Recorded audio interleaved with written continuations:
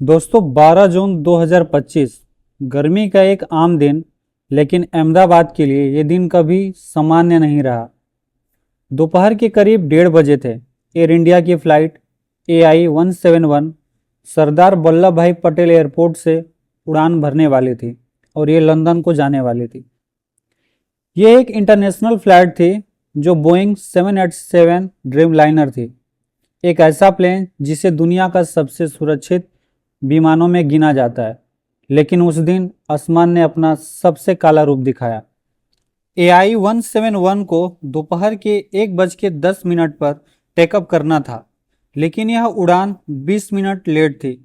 इस dream liner ने आज पहली बार उड़ान नहीं भरी थी। सुबह ही यह प्लेन पेरिस से दिल्ली और फिर दिल्ली से अहमदाबाद आया था।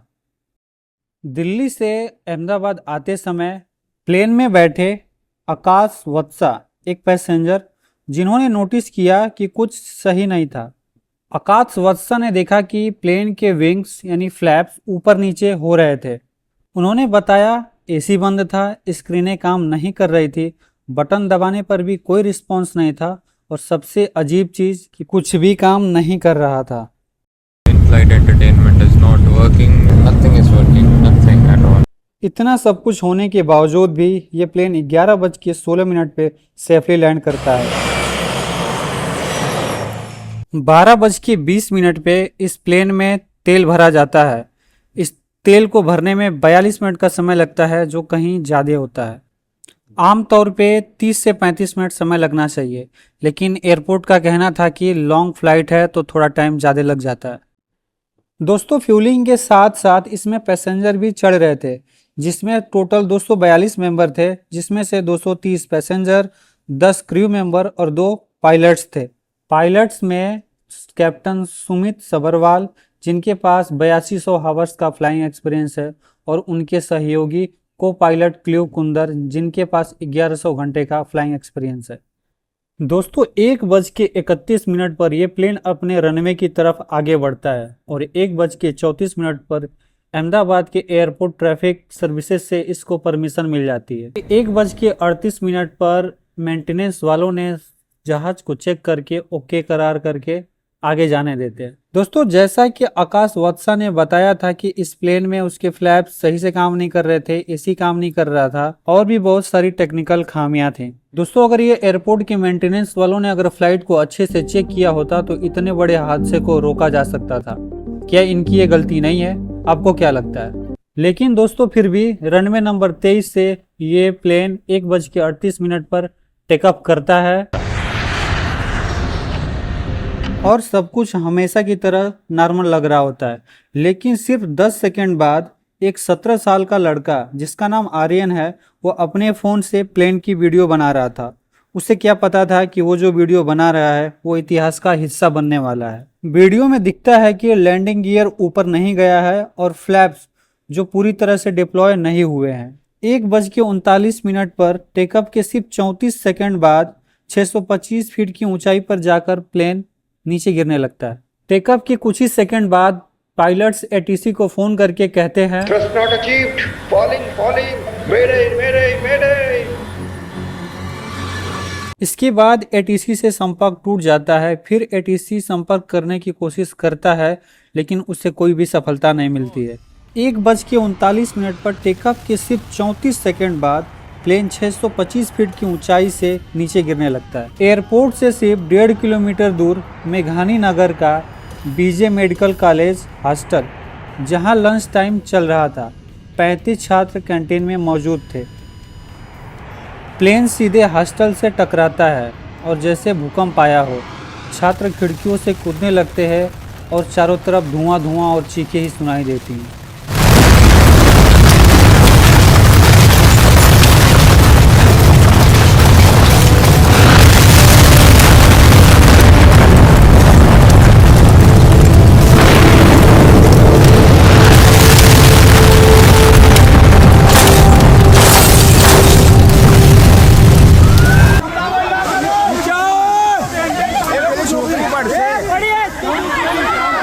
और उस मलबे के ढेर में जिंदा निकले सिर्फ एक शख्स, जिनका नाम था विश्वास कुमार रमेश। वो सीट 11A पे बैठे थे। इमरजेंसी एग्जिट के पास। प्लेन का उनका हिस्सा जमीन की तरफ गिरा और वो वहां से भाग निकले। आखिर इतने बड़े हादसे में गलती किसकी है?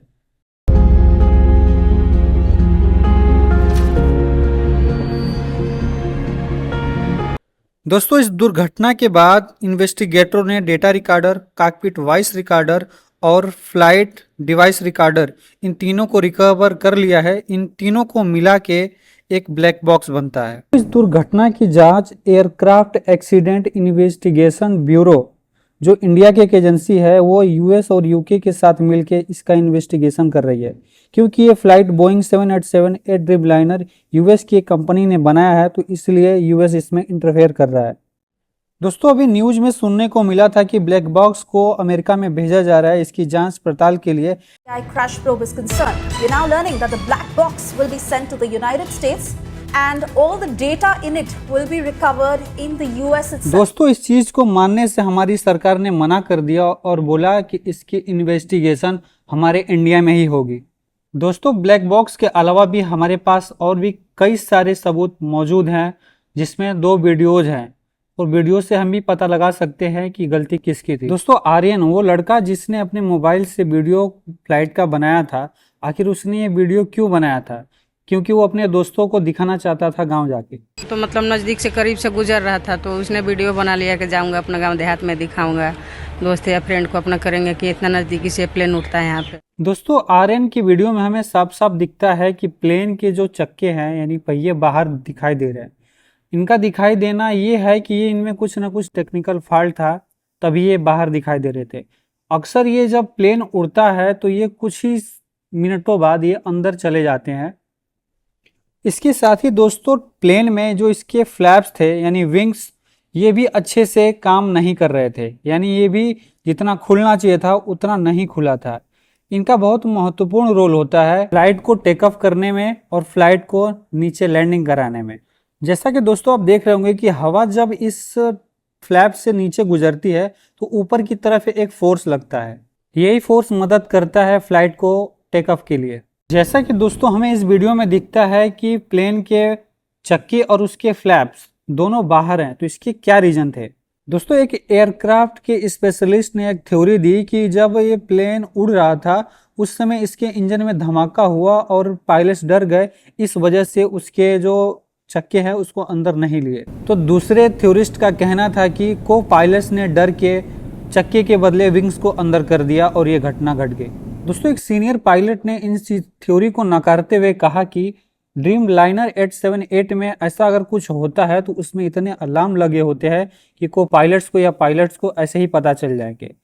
इसमें इस थ्योरी के माध्यम से ये बताना था कि सारी की सारी गलती पायलट्स की थी, लेकिन दोस्तों ऐसा शायद नहीं था। दोस्तों, जरा सोचिए, जिस पायलट ने 8200 घंटे सिर्फ आसमान में बिताए हो, उससे इतनी बड़ी गलती कैसे हो सकती है?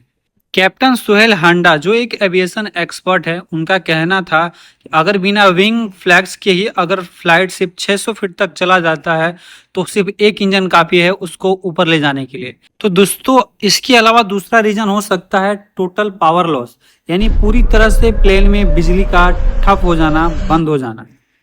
दोस्तों, इसका सबूत हमें आर्यन की वीडियो में मिलता है कि प्लेन से कुछ लटका हुआ दिखाई देता है। ये रैट होता है, इसका फुल फॉर्म होता है रैम एयर टरबाइन। इसका काम ये होता है कि ये प्लेन से बाहर तब आता है जब पूरी तरह से प्लेन में बिजली कट जाती है या ठप हो जाती है। उसके बाद ये हवा से चल के बिजली जनरेट करता है। इसकी बिजली से कुछ महत्वपूर्ण ही उपकरण चलाए जा सकते हैं, जिससे पायलट्स को थोड़ा टाइम मिल सके प्लेन को सेफली लैंड कराने के लिए। दोस्तों, दुर्भाग्य की बात यह है कि इस प्लेन के पास इतना समय नहीं था कि वो रैट का यूज करके कहीं सेफली लैंड कर सके। दोस्तों, इसका सबसे बड़ा रीजन ये था कि ये प्लेन सिर्फ 625 फीट की हाइट पे था और इसकी जो स्पीड थी 174 नॉट्स के बराबर थी, यानी जो बहुत ही कम होती है। दोस्तों, अगर वो लटकती हुई चीज अगर रैट थी तो हम दावे के साथ कह सकते हैं कि पूरी प्लेन में इलेक्ट्रिकल फेलियर हुआ था। दोस्तों, विश्वास कुमार ने अपने इंटरव्यू में बताया था कि क्रैश से पहले प्लेन में एक बड़ा धमाका हुआ और सारी लाइटें बंद हो गई। कैप्टन स्टीव साइबनर का कहना है कि अगर ये जो धमाका है ये रैट के खुलने का ही होगा। Now we've got a guy saying he heard a loud bang and the lights flickered. What would cause that? The deployment of the rat. तो अगली थ्योरी है फ्यूल कंटामिनेशन। नेशनल एरोस्पेस के डेप्यूटी डायरेक्टर एसजे मुरलीधर का कहना है कि इस flight में फ्यूल कंटामिनेशन हुआ था। One of the possible reason what I can think of, it can be due to fuel contamination. दोस्तों, इन एक्सपर्ट्स का कहना है कि फ्यूल कंटामिनेशन की वजह से प्लेन को जितना फ्यूल चाहिए था उतना फ्यूल नहीं मिला, इसलिए थ्रस्ट नहीं जनरेट हुआ और ये प्लेन क्रैश कर गया। दोस्तों, दूसरे एक्सपर्ट्स का कहना है कि फ्यूल कंटामिनेशन की वजह से फ्यूल कहीं ना कहीं ब्लॉक हो गया और इंजन को तेल नहीं मिला, इसलिए वो क्रैश कर गया। दोस्तों, अब बात आती है कि फ्यूल कंटामिनेशन होता क्या है। तो दोस्तों, फ्यूल कंटामिनेशन वो चीज़ है जिसमें फ्यूल में कुछ अन्य चीज़ें मिली होती है, जैसा कि आपको दिखाई दे रहा है। उसमें पानी मिला हो सकता है, मिट्टी मिला हो सकता है, या और भी कोई चीज़ें मिली हो सकती हैं। दोस्तों, इसके बाद अगला रीज़न हो सकता है मैन्युफैक्चरिंग डिफेक्ट, कि फैक्ट्रियों में ये प्लेन सही से नहीं बनाया गया हो और इसके वजह से ये प्लेन क्रैश कर गया। दोस्तों, वैसे तो ये प्लेन पुराना था, लेकिन अगर मैन्युफैक्चरिंग डिफेक्ट इसमें नहीं था तो हो सकता है इसमें मेंटेनेंस का फेलियर रहा हो। दोस्तों, बोइंग एक अमेरिका की कंपनी है जो प्लेन बनाती है। उसमें एक वर्कर ने अपने दोस्तों से पूछा कि क्या आप इसमें ट्रेवल करना चाहोगे, तो उन सभी ने साफ साफ मना कर दिया। उन्हें इसकी क्वालिटी पे भरोसा नहीं था। दोस्तों, जो उस कंपनी में काम करते हैं उनको उस फ्लाइट पे भरोसा नहीं है, तो दूसरे क्या ही कहें। Did you fly on one? Oh, no. You won't fly on one.